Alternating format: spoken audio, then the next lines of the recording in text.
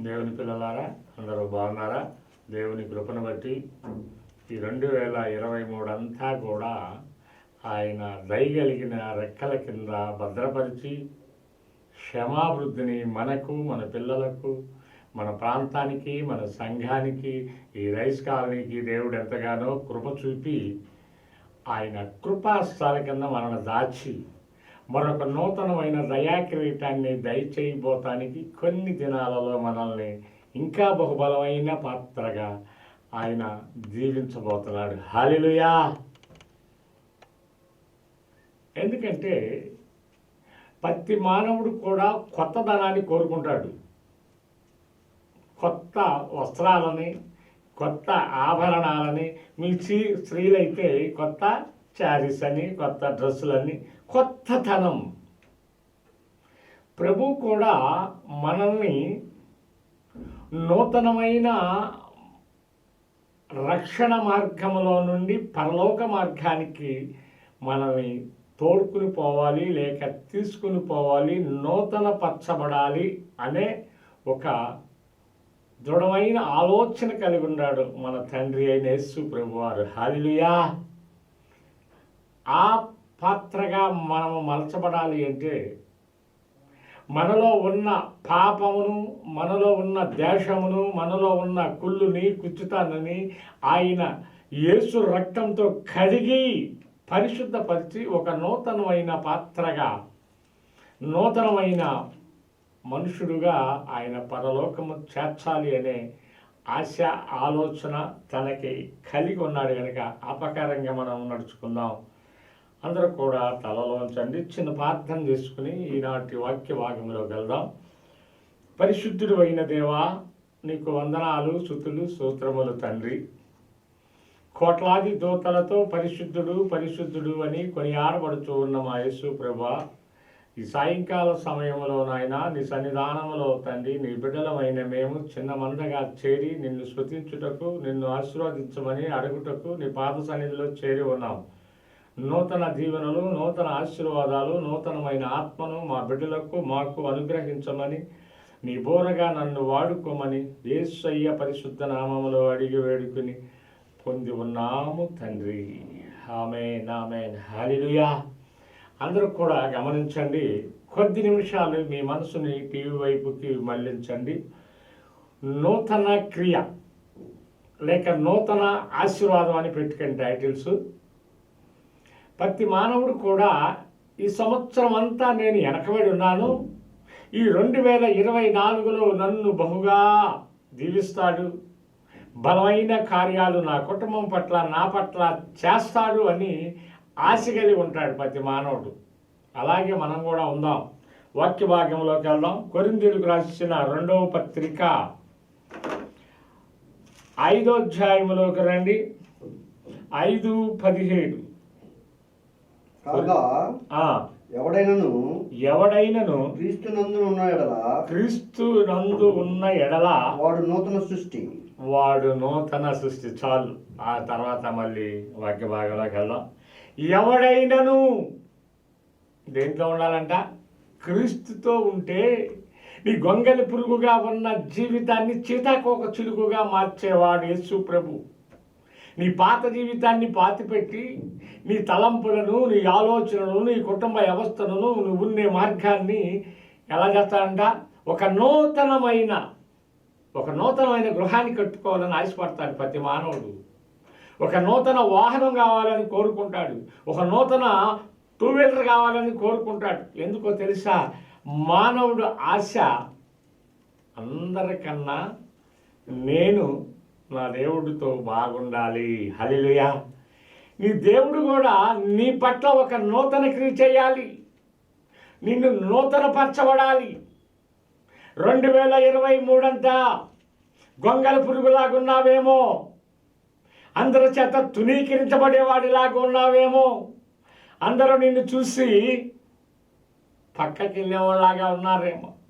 2024లో నిన్ను ఒక బలమైన పాత్రగా, బలమైన ఒక జీవాన్ని కలిగిన పాత్రగా నిన్ను వాడుకోవాలని దేవుడు చూస్తూ ఉన్నాడు. హల్లెలూయా! నీ ఆలోచనలు మార్చేసేది దేవుడు. నీ కుటుంబ పరిస్థితులను మెరుగుపరిచేది దేవుడు. అబ్రహాం, ఇస్సాకు, యాకోబులను దీవించినట్టుగా ఈ 2024 అంతా దీవెన మీద దీవెన, దీవెన మీద దీవెన, ఆకాశ వాకిళ్ళు నింపి పట్టదాలని దీవెని ఇచ్చేవాడే నీ దేవుడు. హల్లెలూయా. నీ దేవుడు ఎలాంటి వాడు? ఒకటి చాపేవాడు కాదు. సొలొమోను అడగకుండానే 2 దీవెనలు ఇచ్చినవాడు. సౌలు రాజు నన్ను రాజును చేయి ఇశ్రాయేలు దేశానికి అని అడగకుండానే ఇశ్రాయేలు దేశానికి మొదటి రాజును చేసినవాడు. సౌలు అడిగాడా, అయ్యా ఇశ్రాయేలు దేశానికి రాజును చేయమని? దావీదు అడిగాడా? దావీదుని ఎక్కడో గొర్రెలు కాసుకునే వాడిని తీసుకొచ్చి ఒక నూతన కార్యాలను జరిగించిన వాడు నా తండ్రి అయిన యేసు ప్రభు. ఆ గొర్రెల కాడ నుండి, ఆ ఎడారి ప్రాంతంలో నుండి ఇశ్రాయేల్ జన మధ్యలోకి తీసుకొచ్చి ఇశ్రాయేల్కు 2వ రాజుగా చేసి ఆయన ద్వారా మహిమని ఇశ్రాయేలు ప్రజల ద్వారా స్తుతులను అందుకున్నవాడు నా తండ్రి అయిన దేవుడు. సౌలు అడగల, దావీదు అడగల, పౌలు అడిగాడా? పౌలు సౌలుగా ఉన్నప్పుడు అడిగాడా, అయ్యా నీ పాత్రగా నన్ను వాడుకోమని అడిగాడా? అడగల. యెహోవాకి వ్యతిరేకంగా ఉన్న వారిని, యెహోవా నామ సంకీర్తన చెయ్యని వారిని మెస్తయ్య క్రీస్తు అనే పలికే నోటిని మూత వేశాడు, సంహరించాడని లేఖనం సెలవిస్తూ ఉంది.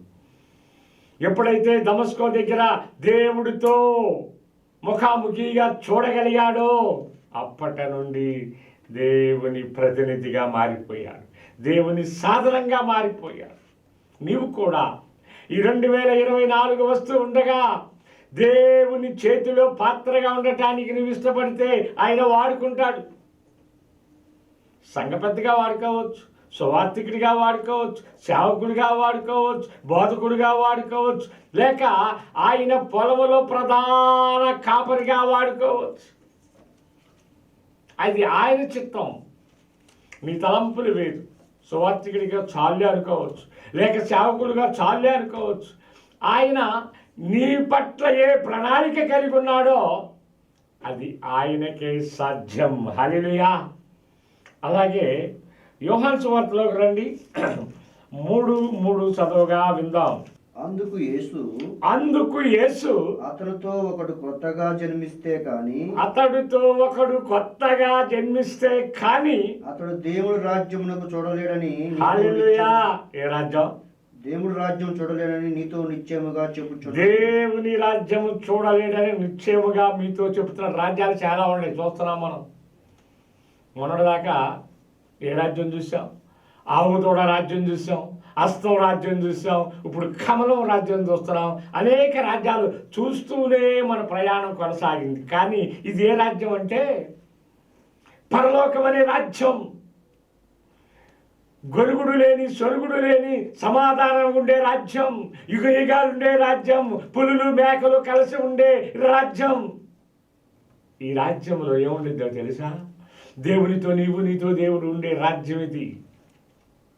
ఆ రాజ్యంలో ఒకరినొకరు దుమ్మెత్తి పోసుకోవటాలు, గొనుక్కోవటాలు, సొనుక్కోవటాలు ఇవన్నీ ఏమి ఉండవు. సమాధానం అనే రాజ్యంలో ఉండాలి అంటే ఎలా ఉండాలి? కొత్తగా జన్మించాలి.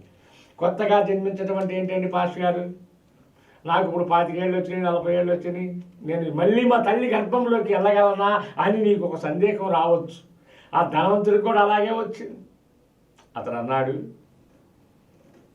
యేసు ప్రభు చెప్పినవన్నీ కూడా ఈ నేను బాల్యం నుండి నేను చేస్తూ వస్తూ ఉన్నాను బోధకుడా అన్నాడు. అయితే నీకొకటి తక్కువైంది. ఏంటది? నీ ఆస్తిని అమ్మి పేదలకు దానిని పంచి నన్ను ఎమ్మడించు. రెండోది, నీ పాత జీవితాన్ని పాతిపెట్టాలి. నీటి బాప్తిసము ద్వారా దానిని పాతిపెట్టి నీవు కొత్తగా జన్మిస్తే పరిశుద్ధాత్మ నా మీదకు వచ్చినట్టుగా నీ మీదకు వస్తుంది.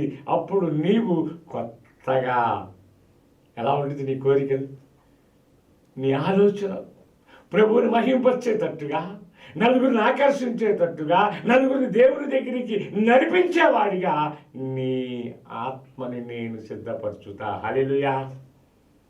ఎందుకో తెలుసా? నీ మీద అనేకమైన ఆశలు కలిగి ఉన్నాడు నీ తండ్రి. ఈ భూమి మీద ఎలా బతికేవనేది కాదు, తండ్రితో నువ్వు ఎలా బతకాలో ఆయన సిద్ధపరుచుతూ ఉన్నాడు. ఒక రాజ్యం. ఏ రాజ్యం అది? యుగులుగా ఉండే రాజ్యం, నీ తండ్రితో ఉండే రాజ్యం. ఆ రాజ్యంలో ఎవరుంటారో తెలుసా? కొత్తగా జన్మించిన వారే, యేసు ప్రభు కోసం ప్రయాసపడేవారే. యేసుక్రీస్తు కోసం ఏం చేయాలంట? ఏం చేయాలా? కొత్తగా జన్మించాలి. నీ ఆలోచనలో కొత్తగా జన్మించాలి. నిన్ను చూసిన వారు, నీ స్నేహితులు కానీ, నీ బంధువులు కానీ, వారు ఎలా ఉంటారంటే, అయ్యో ఈ గాబ్రియల్ గారు నిన్నటిదాకా మనతో సినిమాలు చూశాడే, ఈ గాబ్రియల్ గారు నిన్నటిదాకా మనము ఎలగొడల స్థలాలకు వెళ్ళామే, ఈ రోజున ఇంత పరిశుద్ధత ఎలా వచ్చింది అని వారు ఆశ్చర్యపోయేటట్టుగా కొత్తగా ఆలోచనను వారికి కలిగించి నిన్ను ఎక్కలేనంత కొండపైకి ఎక్కిస్తాడు నా తండ్రి అయిన యేసు ప్రభు. హల్లెలూయా. 15వ కీర్తనలు అంటాడు కదా, నువ్వు ఎక్కలేనంత కొండకాయని ఎక్కించి నీకు రావలసిన ప్రెస్టేజ్ అంటారు చూసావా, నా ప్రెస్టేజ్ చూడు, నన్ను చూడని. ఇవన్నీ కాదు, ఆయన ధనవంతుడై ఉండి కూడా దాసుని స్వరూపము దాల్చుకుని భూమి మీదకి వచ్చి నిన్నెత్తించాడు. ఎవరిని? నిన్ను నన్ను ఎత్తించాడు, పైకి లేపాడు, దీపస్తంభం మీద నిలబెట్టాడు. ఇదిగో అబ్రహాము కుమారుడు ఇతడు కూడా నా కుమారుడే అనే సాక్ష్యాన్ని కలిగి ఉండటానికి నీవు కొత్తగా జన్మించు అంటున్నాడు. మత్తయి సువార్తలో మాట్లాడాడు కదా, మీరు నా యందు విశ్వాసము కలిగి ఉంటే నాకన్నా గొప్ప కార్యాలు చేస్తారన్నాడు. ఎలా?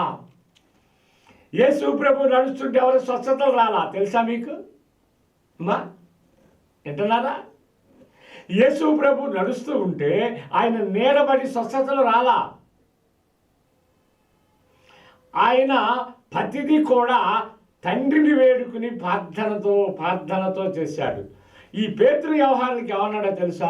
ఆవగింజలో సగభాగమైన మీకు విశ్వాసం కలిగి ఉంటే నాకన్నా గొప్ప కార్యాలు మీరు చేయటానికి నేను అనుమతిస్తున్నాను అన్నాడు. ఎవరిచ్చారు అనుమతి? తన పిల్లలుగా స్వీకరించాడు గనక, తన బిడ్డలుగా కొత్తగా ఏర్పరచుకున్నాడు గనక, పేతురు గారు యోహాను గారు వెలుచు ఉంటే ఆ నీడబడి స్వచ్ఛతలు వచ్చినాయి. హల్లెలూయా. లాజరు చనిపోతే ఏం చేశాడు యేసు ప్రభువు? మనందరికీ తెలుసు. ప్రార్థన చేసి దేవుడిని వేడుకుని లాజరు బయటికి రా అన్నాడు. పేతురు గారు ప్రార్థన చేయకుండానే పరిశుద్ధాత్మ పూర్ణుడై ఉన్నాడు కనుక కవిత అనే చిన్నదానిని కేకవేయగానే మంచం మీద శవమైన పిల్ల లేచి వచ్చింది. హల్లెలూయా. ఎందుకో తెలుసా? దేవుడు వాగ్దానం చేశాడు. ఆ వాగ్దానం ప్రకారముగా వీరు ఈ దేవుడు ఏర్పరచుకున్న ఆ 12 మంది ప్రభువులు నడిచారు కనుక వారి పాద ధూళి దులిపితే కార్యాలు, వారిని చేర్చుకుంటే అద్భుతాలు, వారికి సహకరిస్తే అద్భుతాలు కొత్త అద్భుతాలను చేసుకుంటూ వచ్చాడు దేవుడు. కొలస్సీలకు రాసిన పత్రికలోకి రండి, 9-10 వచనాలు చూద్దాం. ఒకనితో ఒకడు అబద్ధం ఆడుకుడి, ఎలయనగా పాత్ర స్వభావమును దాని క్రియలతో కూడా మీరు పరజతింపించి జ్ఞానము కలుగు నిమిత్తము దాన్ని సృష్టించిన వాని పోలిక చొప్పున నూతన పరచబడుతున్న నవీన స్వభావమును ధరించుకుని ఉన్నారు. చాలు, నవీన స్వభావం. దీనికోసం చదివించింది. మనలో ఈ 2023 దాటక మునిపే నీలో కొత్తతనాన్ని, కొత్త చూపుని, కొత్త రక్షణను పొందుకుంటామని దేవుడు నీ పట్ల ఆశ కలిగి ఉన్నాడు. నవీన స్వభావం కావాలి. పాత స్వభావాన్ని మర్చిపోయి ముందున్న వాటి కోసం పరిగెత్తినట్టుగా పౌలు గారు అన్నట్టు నేను గురి వద్దకే, ఏ వద్దకే? డబ్బుల వద్దకే కాదు, గురి వద్దకే, నా కోసం దాచిపెట్టిన ఆ జీవ కిరీటం కోసమే, లేక ఆ మహిమ కిరీటం కోసమే పరిగెత్తుచున్నాను అన్నాడు. ఎక్కడికి వెళ్తున్నానంట? మహిమ కిరీటాన్ని పొందుకోవటానికి పరుగులో ఉన్నా. నేను ఆగను. యేసుకాడి నా మీద ఉంది, ఆగను, ఈ వెనక్కి తిరిగి చూడను అని ఆయన వెళ్ళిపోతూ ఉన్నాడు. అలాగే చివరికి భాగంలోకి రండి, ప్రకటన గ్రంథము 21వ అధ్యాయంలోకి రండి. చివరి పేజీలో ఉంటుంది. ప్రకటన గ్రంథము 21:2లోకి మంచి శ్రేష్టమైన ఇక్కడ మనకు ఒక మాట కనిపిస్తుంది. మరియు నేను నూతనమైన యెరూషలేము ఆ పట్టణమును తన భర్త కొరకు అలంకరించబడిన పెళ్లి కుమార్తె వలె సిద్ధపడి పరలోకమునున్న దేవుని యొద్ద నుండి దిగివచ్చుట చూచి తిని. చాలు, ఏమొచ్చుట? దిగివచ్చుట. పాత నిబంధన కాలం నిర్గమాకాండములో చూస్తాం, 40 రాత్రులు 40 పగళ్ళు యేసు ప్రభు యెహోవా దేవుడితో గడిపి వచ్చిన సమయకాలములో మోషే ముఖము చూడుటకు ఇశ్రాయేలు కళ్ళు అనుసరించలేదంట. మోషే, నీ ముఖాన్ని చూడలేకపోతున్నావు, నీవు ముఖమున ముసుగు వేసుకుని దిగన్నారు. ఇక్కడ కూడా ఆ మహిమను చూడాలంటే సామాన్యమైనది మానవులకు సాధ్యపడదు. ఎందుకంటే ఆయన మహిమ స్వరూపి. ఆయన నివసించే కాడ సూర్యుడితోనూ చంద్రుడితో సంబంధాలు ఉండవు. లైటింగ్ అవసరంలా, ఫ్యాన్లు అవసరంలా, ఏమీ అవసరంలా. ఆయనే అన్నిటినీ సమకూర్చే దేవుడు. హల్లెలూయా. ఎవరైనా నీ తండ్రి అయిన యేసు ప్రభువారు పరలోకము నుండి భూలోకానికి వచ్చినవాడు, భూలోకము నుండి శిలోమానులో నీ కోసము నా కోసం సర్వ మానవుల కోసము ఆహుతైన వాడు, మరణాన్ని గెలిచి లేచినవాడు. అయినా ఆయన మళ్ళీ కొత్త పెళ్లి కొడుకెళ్ళి నూతనమైన ఈ సంఘపు వధువు కోసము, సార్వత్రిక సంఘము కోసము రానున్నవాడు యేసు ప్రభు. హల్లెలూయా. ఎందుకు వస్తున్నాడో తెలుసా? మిమ్మల్ని పరిశుద్ధపరిచాడు భూమి మీద. ఆయన కోసం ఎదురు చూస్తున్న బిడ్డలని ఏం చేస్తున్నాడంట? రావటానికి సిద్ధపడుచు ఉన్నాడు. అలాగే చివరిగా చూద్దాం, పేతురు రాసిన మొదటి పత్రిక 1వ అధ్యాయము, పేతురు రాసిన మొదటి పత్రిక 22వ అధ్యాయము 23 చదవగా విందాం. మీరు క్షేమ బీజము నుండి కాక శాశ్వతముకు జీవము గల దేవుని వాక్యము మూలంగా, శాశ్వత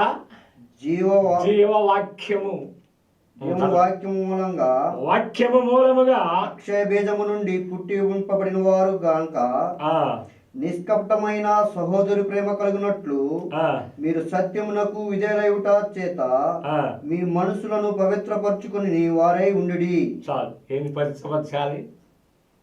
నీ మనస్సుని, నీ దేహాన్ని పరిశుద్ధపరచుకోవాలి. ఇలా పరిశుద్ధపరచుకున్న వాళ్ళు బైబిల్లో చాలామంది ఉన్నారు. ఈ భక్తులు చాలామంది ఉన్నారు. ఉదాహరణకి యేసోబుని తీసుకుందాం. పాపం చేసే అవకాశం ఉన్నా ఏం చేశాడు? అతడు దేహాన్ని కాపాడుకున్నాడు, దేవుని సాక్ష్యాన్ని కాపాడుకున్నాడు, తన భక్తిని కాపాడుకున్నాడు. ఎలా?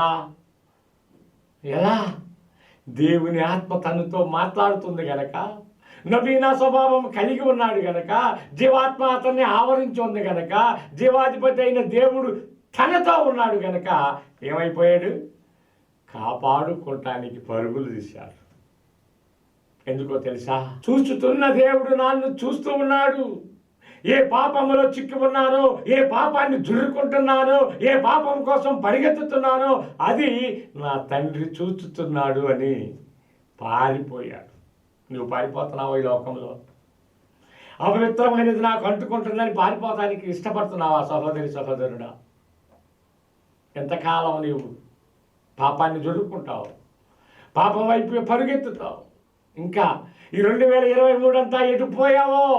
ఈ 2024 వస్తుంది. నూతన పరచబడవా? నూతన దీపం, నూతన ఆశీర్వాదం, నూతన దీపంతో నీవు వెలిగించబడవా సహోదరి సహోదరుడా? నీ నడక ఎటు? నీ ఆలోచన ఎటు? ఇంతకాలం 2023 నుండి నీ తండ్రి అయిన ప్రభు నీ కోసము ఎదురు చూస్తూ ఉన్నాడు. ఇదిగో నా కుమార్తె నా వద్దకు వస్తుంది, ఈ సంవత్సరమైనా నూతన పరచబడుతుంది, ఈ సంవత్సరమైనా నవీన స్వభావం వస్తుంది, ఈ సంవత్సరమైనా ఈ బిడ్డని మనసారా దీవించాలి, సియోనులో నుండి దీవించాలి అని సియోనికి తీసుకువెళ్ళాలి. ఓ సియోని కుమార్తె అని పిలుస్తూ ఉంటే నీవెక్కడో నువ్వెక్కడో. అందుకే సృష్టికర్త అయిన దేవుడు ఏమంటున్నాడో తెలుసా? నీవు కొత్తగా జన్మించాలి, నీ ఆలోచనలు కొత్తగా ఉండాలి, నీ ప్రవర్తన కొత్తగా ఉండాలి, నీ కోరికలు కొత్తగా ఉండాలి, నీ కోరికలు నలుగురికి ఉపయోగపడేటట్టుగా ఉండాలి. ఎలా ఉండాలి? ఉపయోగపడాలి. ఇప్పుడు నాయకులు కొన్ని పథకాలు పెట్టుచూ ఉన్నారు. జనులకు ఉపయోగపడే పథకాలుగా, ఆత్మలను రక్షించే పథకాలుగా, ఆత్మలను మార్చే పద్ధతిగా నీ ఆలోచన ఉండాలి, నీ విధానం ఉండాలి, నీ నడక ఉండాలి. హల్లెలూయా! ఇతడు నిజముగా అబ్రహాము కుమారుడే. అందుకే ఇతడిలో ఇంత మార్పు, ఇంత కొత్తదనం అని ప్రజలందరూ చెప్పుకునేటట్టుగా, ప్రజలందరూ ఆకర్షించేటట్టుగా పేతురు గారు ఒక్కసారి మాట్లాడితే 3000 మంది ఎలా మార్చబడ్డారో నీవు మాట్లాడినప్పుడు కనీసం 3 మార్చగలగాలి. హల్లెలూయా! అది దేవుడు కోరుకుంటున్నాడు. దేవుడి చిన్న మాటలు దీవించునుగాక. ప్రార్థన చేసుకుందాం. అందరూ కూడా తలలు వంచండి. పరిశుద్ధుడు అయిన దేవా, నీకు వందనాలు, స్తుతులు, స్తోత్రములు నాయన. నీ ఘనమైన శ్రేష్టమైన నామాన్ని బట్టి నీకు వందనాలు తండ్రి. నూతన దినాలు వస్తూ ఉండగా నూతనను గురించి మాతో మాట్లాడినందుకు నీకు వందనాలు. మీ దాసుడు ముఖాంతిలో గుండా మాతో సూటిగా మీరు మాట్లాడినందుకు నీకు కృపా కనికరాలు మా మీద దయచేసినందుకు నీకు వందనాలు. గడిచిన సంవత్సర కాలం అంతా కూడా కృపాక్షేమములతో నింపావు. ముందున్న కాలం అంతా నాయన ఇంకా ఇంకా రెట్టింపు దీవెనలతో ఈ 2024 అంతా మమ్మలను, మా బిడ్డలను, మా రైస్ కాలనీని, ఈ కలవరేశ్వర మందిర బిడ్డలను, ఈ గాబ్రియల్ మినిస్ట్రీస్ను, యూట్యూబ్ ఛానల్ నాయన, ఈ గాబ్రియల్ మినిస్ట్రీస్ అనే ఛానల్ కూడా యేసు నామములో మీరు ఆశీర్వదించండి ప్రభా. ఎవరైతే ఈ రాత్రి కాలంలో టీవీ దగ్గర కూర్చుని నీకోసం కనిపెట్టి ఉన్నారో, నూతన పరచబడాలని ఆశపడుతున్నారో వారిని మీరు దర్శించండి ప్రభా. వారిని దర్శించండి, వారిని ఆకర్షించండి. పరలోక వారసులుగా మీరే ఆ బిడ్డల మనసును మార్చున్నాయి. మలాకి గంధకర్త అంటున్నాడు, పిల్లల మనసు తండ్రుల తట్టు, తండ్రుల మనసు పిల్లల తట్టు తిప్పగలిగిన నీవు నాయన. రాత్రికి రాత్రే రాజశాసనము మార్చిన దేవుడివి. ఇది ఎంత ప్రభా? ఈ మట్టి మానవుడు ఏ పాటి వాడు? వాటిని మార్చి మలిచి ఒక పాత్రగా చేసి నీ సారి మీద పెట్టి నూతనమైన పాత్రగా చేసి పరలోకానికి ఎత్తిపడే పాత్రగా సిద్ధపరచున్నాయి. మేము వేస్తున్న ఈ చిన్న వాక్యము నాయన, ఒక్కరినైనా రక్షించి, ఒక్కరినైనా బాప్టిసానికి సిద్ధపరిచి, ఒక్కరినైనా పరలోకానికి చేర్చి, ఒక్కరినైనా నూతన పరిచే భాగ్యాన్ని మాకు అనుగ్రహించి రేపు తీర్పు దినం రోజు నాయన నీ ధవల సింహాసనం దగ్గర ఉండి, ఇదిగో తండ్రి అయిన యేసు ప్రభువా, నీవు నాకు అప్పగించిన పనిని, ఇదిగో నేను సంపాదించిన ఆత్మలని నీ సింహాసనం దగ్గర నిలబెట్టి తల దించుకునేవాడి కాకుండా తల ఎత్తుకునేవాడిగా మీరు ఆశీర్వదించమని యేసయ్య నామములో అడుగుతున్నాము తండ్రి. ఆమేన్, ఆమేన్. మీ అందరికీ వందనాలు. ప్రభువైన యేసుక్రీస్తు నామములో గుర్తుపెట్టుకోండి, మా కల్వరి యెరూషలేము ప్రార్థనా మందిరం, అలాగే గాబ్రియల్ మినిస్ట్రీస్ అనే యూట్యూబ్ ఛానల్, గాబ్రియల్ మినిస్ట్రీస్ అనే ఫేస్బుక్ మీకు శుక్రవారము, ఆదివారము లైవ్ ఇవ్వబడుతుంది మా మందిరంలో. దీనిని చూసిన వారు ఒక లైక్ చేయండి, మమ్మల్ని కూడా ఎంకరేజ్ చేయండి. అలాగే ఎలహిం టీవీ ఛానల్లో ప్రతి గురువారం మా మెసేజ్ వచ్చింది. మీ అవసరతలు ఉంటే స్క్రీన్ మీద కనిపించే ప్రార్థన అవసరతలు ఆ నెంబర్కి కాల్ చేయండి. మీకోసము మా ప్రార్థనా బృందం ఎప్పుడు సిద్ధంగా ఉండిద్ది. ఈ టీవీలో, ఈ ఎలహిం టీవీలో పనిచేస్తున్న ఈ స్టాఫ్ని మీరు దీవించండి. మీ అనుదిన ప్రార్థనలో కూడా వీరి కోసం మీరు జ్ఞాపకం చేసుకోమని యేసయ్య పరిశుద్ధ నామములో అడిగి వేడుకుని పొంది ఉన్నాము తండ్రి. ఆమేన్. మీ అందరికీ దేవుడు నూతన దీవెనలు ఇచ్చునుగాక. హల్లెలూయా.